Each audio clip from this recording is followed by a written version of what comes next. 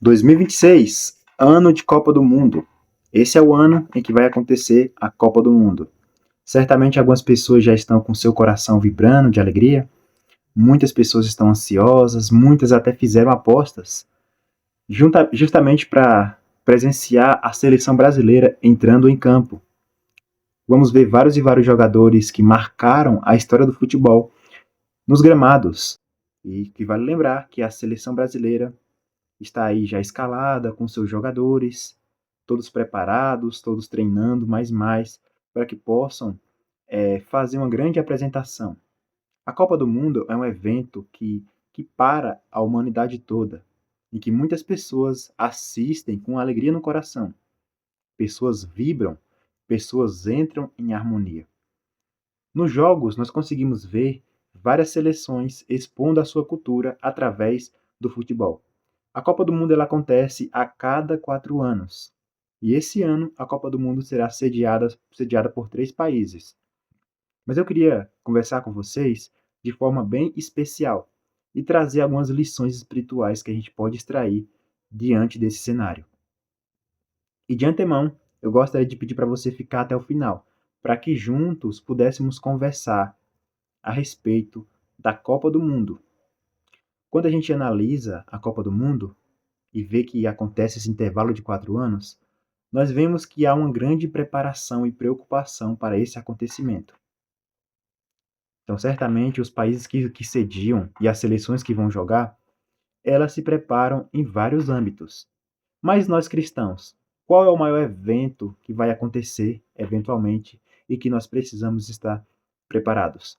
Quando nós vamos para João, capítulo 14, e a gente lê do versículo 1 até o versículo 3, a gente consegue ver Jesus fazendo uma das maiores promessas, aliás, a maior promessa da Bíblia, que é a sua breve volta. Os discípulos estavam ali tristes, preocupados, porque Jesus ele ia subir aos céus. E no momento em que Cristo sobe aos céus, a Bíblia fala que um anjo aparece aos discípulos e os confortam, dizendo que o mesmo Jesus que foi, ele voltaria.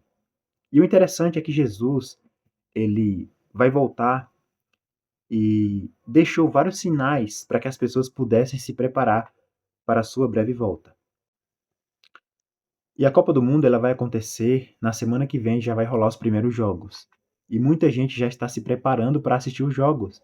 Já compraram a camisa amarela, sabe? Já estão ali reunindo as famílias para juntos assistirem os jogos da Copa do Mundo. E nós cristãos, será que nós estamos nos preparando para a volta de Jesus? Será que nós estamos preparando o nosso coração? Será que nós estamos observando os sinais que estão na nossa realidade atual? Será que nós estamos pregando o evangelho?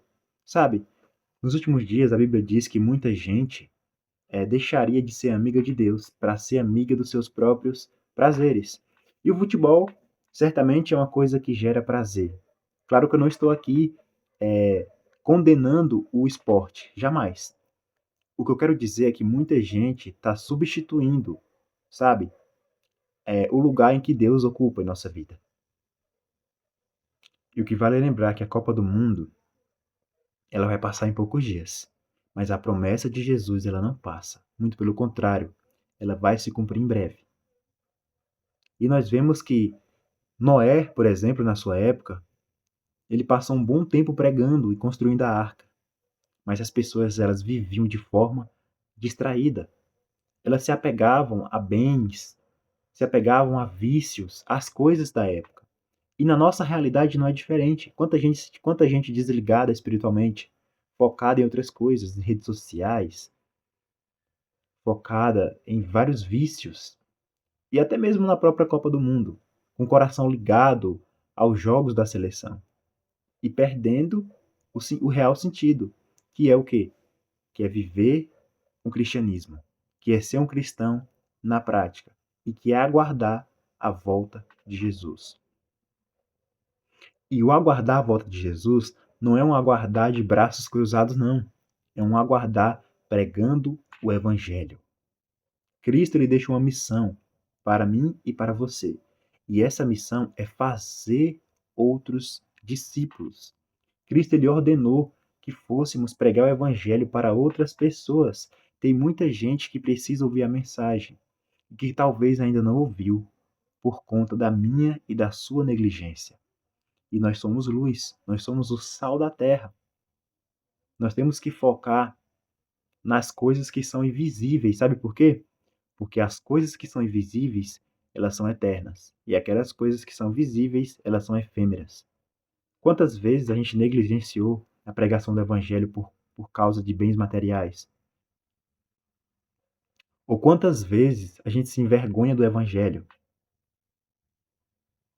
Ou troca a mensagem por um simples jogo de futebol? A gente grita, sabe, quando o Brasil faz um gol, quando a seleção marca um gol. A gente grita com tanto ânimo, principalmente quando é aquele jogador que é tão famoso. Mas quando se trata de pregar o evangelho, será que a gente tem gritado? Será que a gente tem vibrado? Será que a gente tem levado com amor essa mensagem? Então nós precisamos levar essa mensagem com fervor e com temor. O Espírito Santo, ele atua em nossa vida. Mas ele também reconhece quando nós queremos que ele atue. Ele reconhece quando nós queremos se dispor a levar a mensagem. Você e eu, nós somos missionários. E nós somos candidatos do reino de Deus. E o céu tem lugar para todos. Mas infelizmente nem todos alcançarão o reino dos céus. Sabe por quê? Porque é culpa de Deus? Não. Muito pelo contrário. Deus é longânimo, paciente. E Deus, ele nos fornece meios de salvação o tempo todo. E a maior prova disso é a cruz. Então que tal nós focarmos no essencial?